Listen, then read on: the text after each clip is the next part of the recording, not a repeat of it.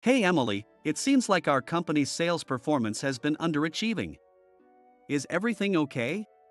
I heard a rumor from a colleague at the headquarters that they might start restructuring companies with poor performance nationwide.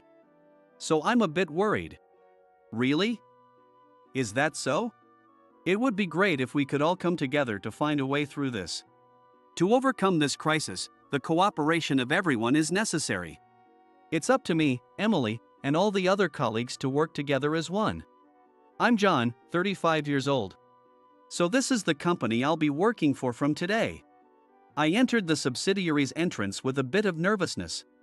The building was much warmer than I expected and had a nostalgic feel to it. Until recently, I had been a sales manager at a major general trading company. I thought my career was going smoothly, but a certain incident changed everything. As a result, I was demoted to a subsidiary in the countryside. At first, I was really depressed.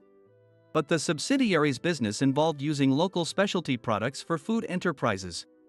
Local fresh vegetables and fruits were used for jams, dressings, and health-oriented snacks. These products were a way to promote local food culture nationwide, and even globally. There was more than enough meaning in the mission to contribute to the community and support agriculture. I decided to see my demotion as a stroke of good luck. That's what I thought. That's what I decided to think. The woman who met me almost on time at the reception said, "You're John, right?" As the woman approached me, I honestly replied, "Yes." She smiled warmly and said, "I'm Emily, and I'll be in the same department as you. Pleased to meet you. Mr. Anderson and Kevin are waiting for you. Please come this way." Her modest makeup made her seem approachable. My first impression of Emily was just that. I had met Mr. Anderson and Kevin online beforehand, but this was the first time meeting them in person. Their impressions were slightly different in person. Mr. Anderson, shorter than I imagined, said, "John, welcome from far away. We have high expectations for your experience. Please work well with us." I felt tense. After a brief greeting with Mr. Anderson and Kevin, Emily showed me around the workplace. In the office-attached processing plant, a part-time woman was working. She naturally called out to someone who seemed to be the part-time leader. "Good morning, Laura." "Oh, Emily, good morning. And who is this with you, a new member?" Laura stopped her work to look at me. I immediately introduced myself. "Hi, I'm John, and I'll be working with you from today." "Nice to meet you." "John, nice to meet you. If you have any questions, just ask Emily, she'll tell you everything. Don't hesitate, okay?" Laura gave Emily a look. "Well, yes, I guess I can handle most things." "Laura." Saying that, the two of them chuckled together. I hadn't noticed it before, but Emily was very charming, smiling with narrowed eyes. Her demeanor was like that of a beloved female announcer who had made it into the Hall of Fame. She continued to guide me around the workplace, and throughout, she kept talking to me, making me forget the anxiety of the new environment. My assignment at the subsidiary was in the administrative department. After being a sales manager, I transitioned to supporting roles in HR, finance, and general affairs. My career has always been centered around customer-facing sales, so I honestly felt lost not knowing how to handle my new duties. The subsidiary is a small to medium-sized business with about 20 full-time employees and 15 part-time workers.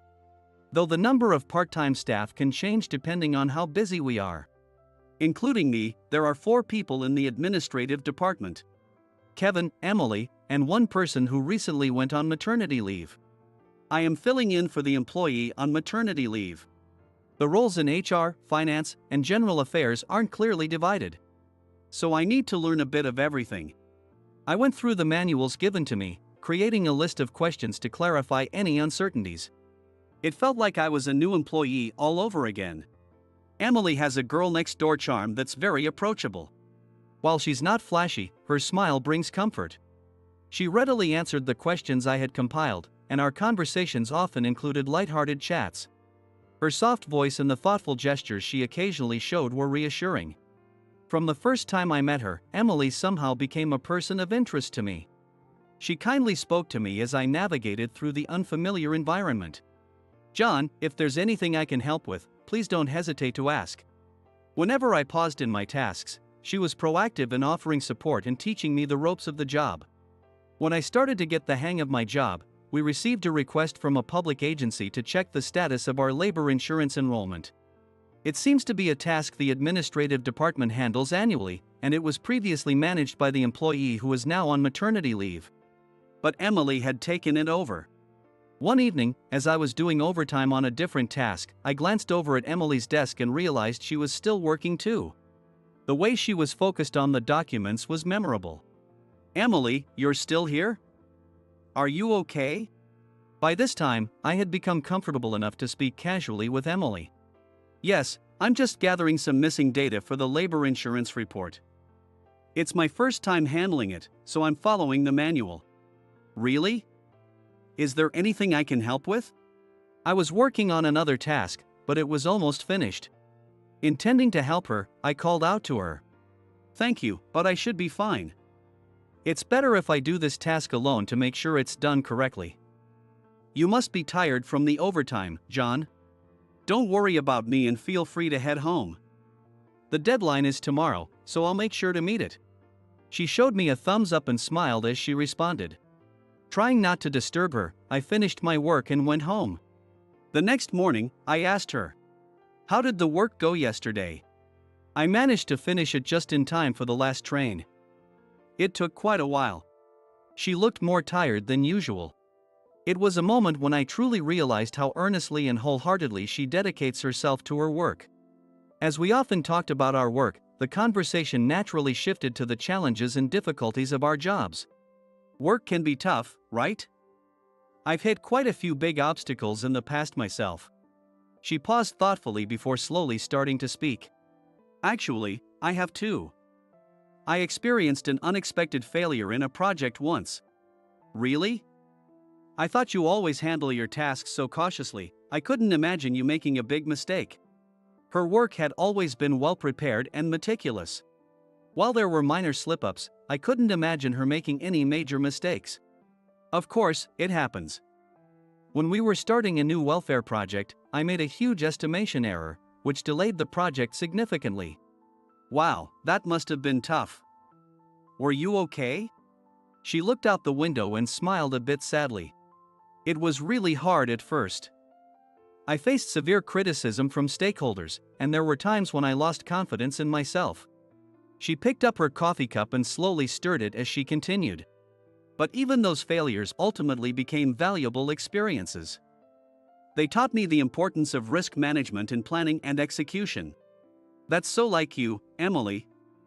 I really admire how you use your failures to improve yourself," I said. Her face brightened up, and I couldn't help but smile too. "Thank you. Everyone makes mistakes, right? What's important is what you learn from them and how you bounce back," she replied.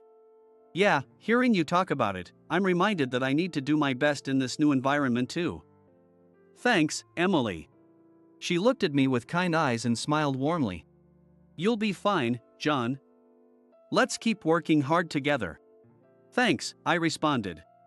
After Emily shared her past failures, I found myself deep in thought. I needed to make a fresh start here. I needed to have the courage to move forward positively, like Emily. Actually, I've made a similar mistake myself. "I haven't told you why I was transferred here," I confessed. Emily looked into my eyes, listening silently. "I used to lead a project at the parent company, setting up a loan program targeted at domestic SMEs.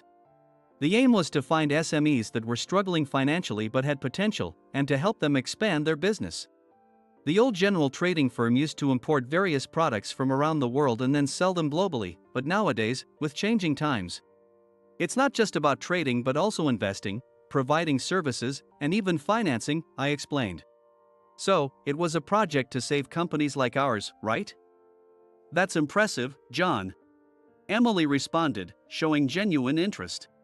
"But one day, when the project was going well, an unexpected problem occurred." "A problem? What happened?" she asked. I took a deep breath before explaining the issue. "There was a mistake in the allocation of the budget. Because of our error, the companies that were supposed to receive the loans didn't get the funds they needed. Our mistake significantly impacted their business plans. That's why I was demoted, I said.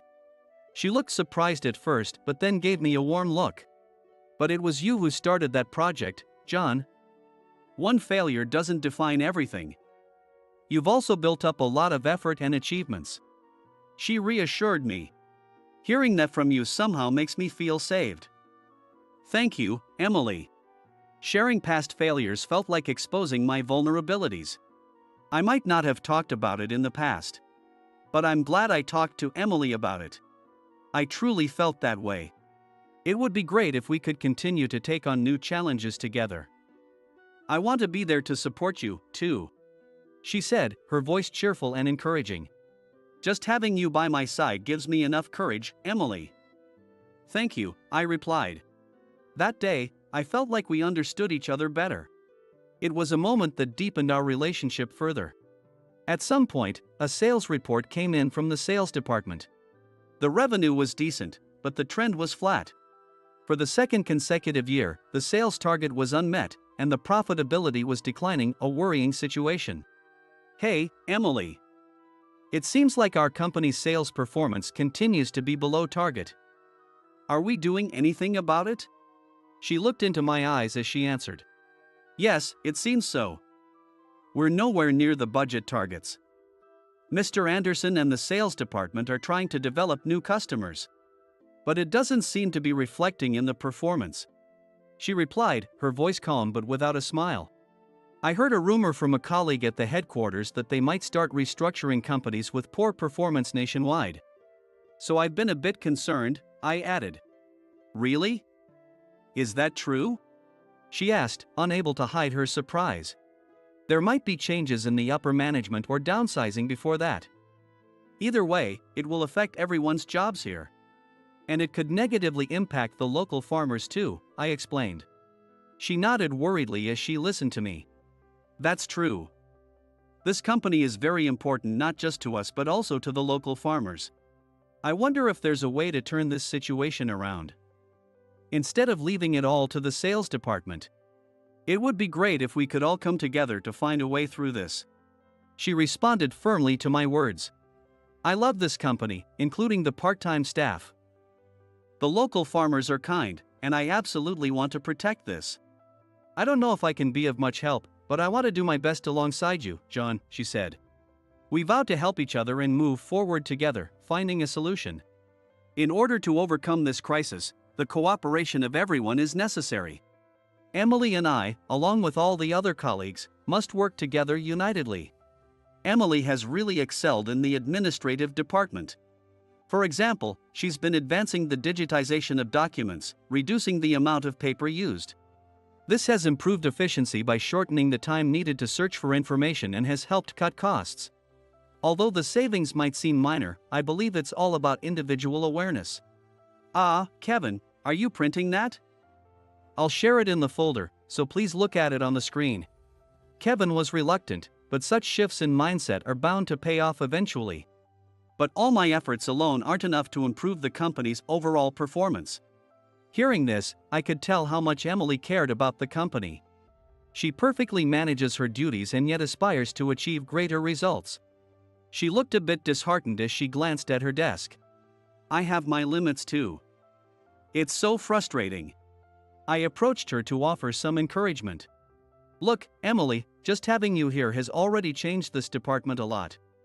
Even if your efforts don't directly lead to improved company performance, your attitude has a significant impact on those around you. That's a commendable achievement. She looked up slightly, grateful for my words. It makes me happy to hear that from you, John.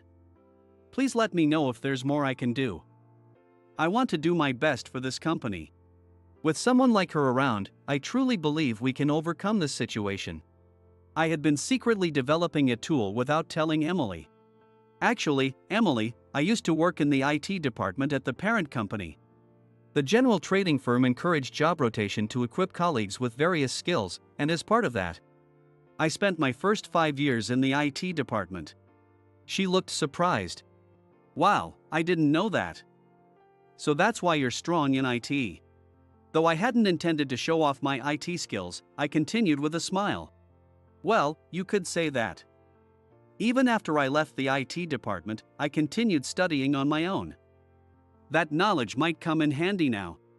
She listened with keen interest.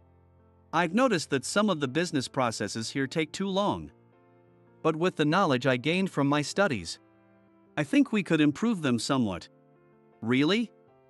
What kind of improvements are you thinking about? She leaned in eagerly. For example, customer management. Here we use spreadsheet software for managing customers. And the file sizes are so large that it takes time just to open them. But if we use a database, customer management could be much simpler. Also, if we link inventory information of processed goods with order information, it will be easier to see what is lacking and how much. That should reduce situations where we can't accept orders because of insufficient inventory. Wow, that's interesting. I've always felt stressed about how slow it is to open the spreadsheet software. But is it easy to set up that database thing? Her question was valid. Yes, it's relatively easy now. I've already created the database and the interface to operate it, and I'd like you to try it out. You've already made it? John, that's amazing. I'm looking forward to trying it. I showed her how to use it. Wow, you can register the data with just one button? She was surprised but enjoyed operating it. Yes.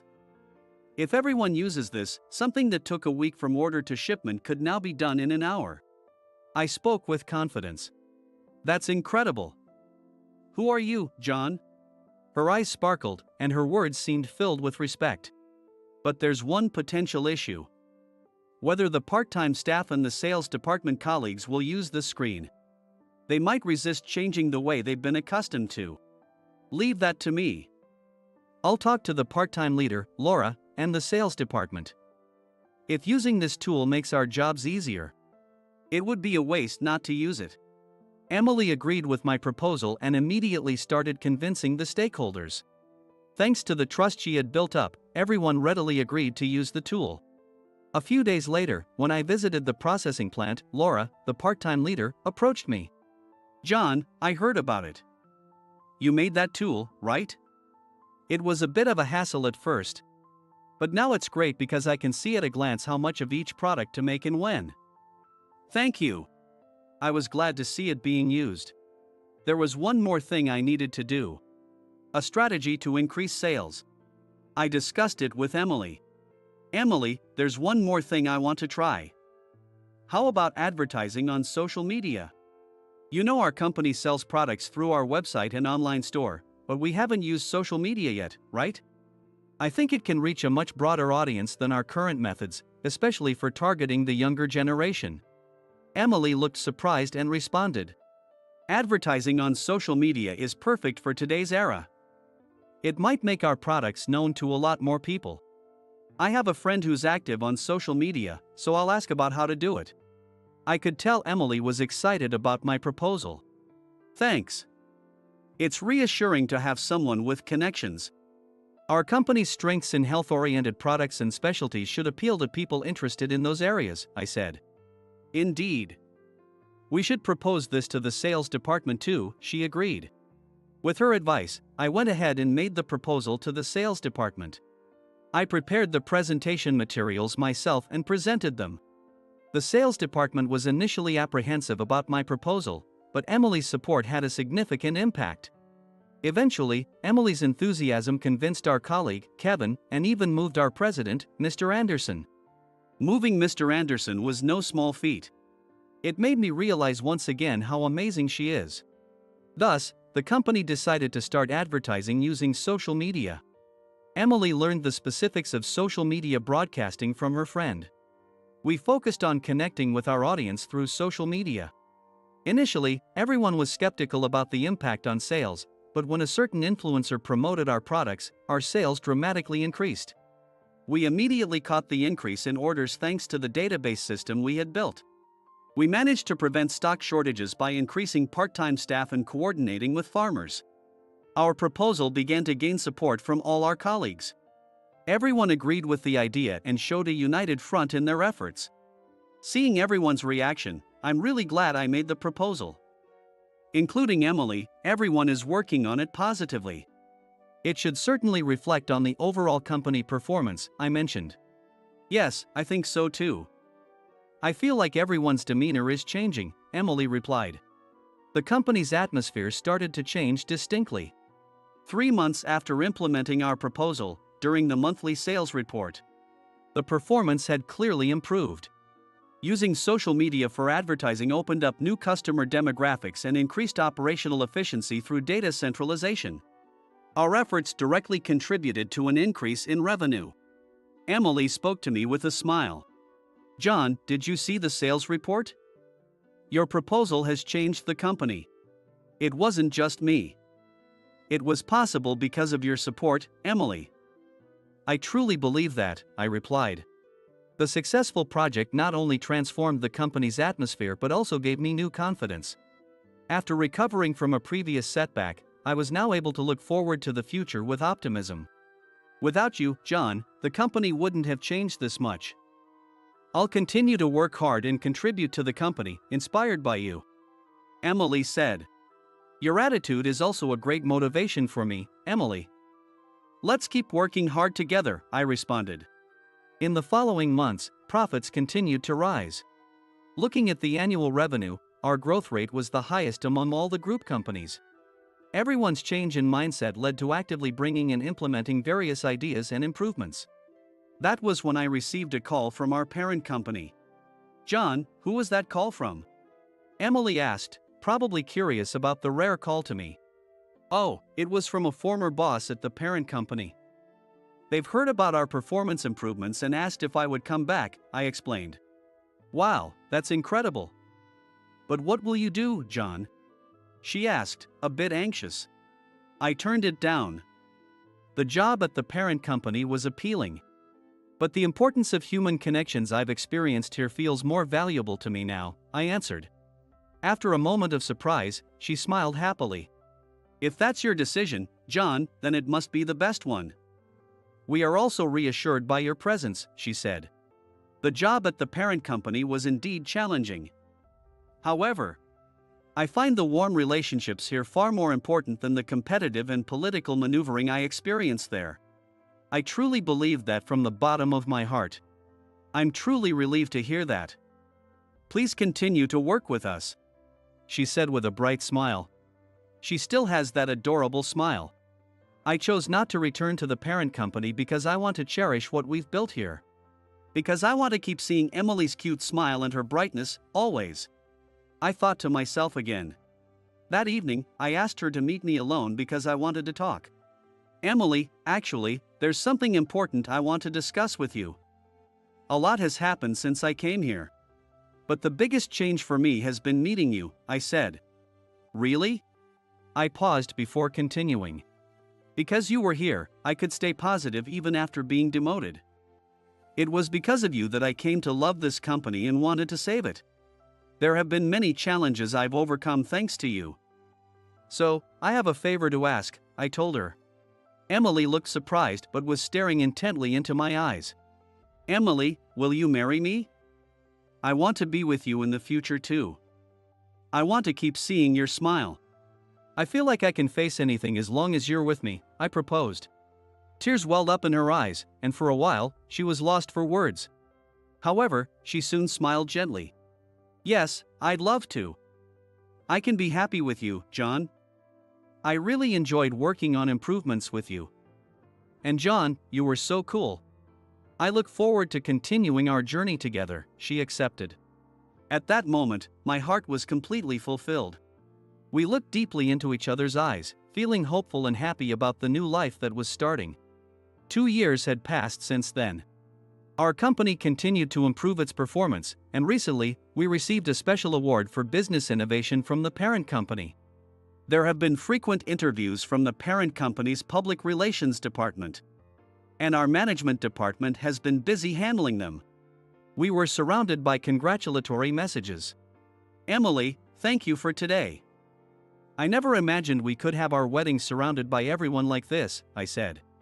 I'm also incredibly happy to be blessed by so many people, she responded. Our wedding was held in the company's garden. Our colleagues and locals gathered there, their warm smiles celebrating our new beginning. The ceremony progressed in a homely atmosphere with handmade decorations and dishes made from local produce. We held hands, renewing our hopes and resolutions for the life ahead. With the warm support of our colleagues and the local community, we believe we can overcome any difficulty. Our wedding was just the beginning. From now on, we will walk through life together, contributing to our company and the local community. With Emily by my side, I can overcome anything. I am certain of that.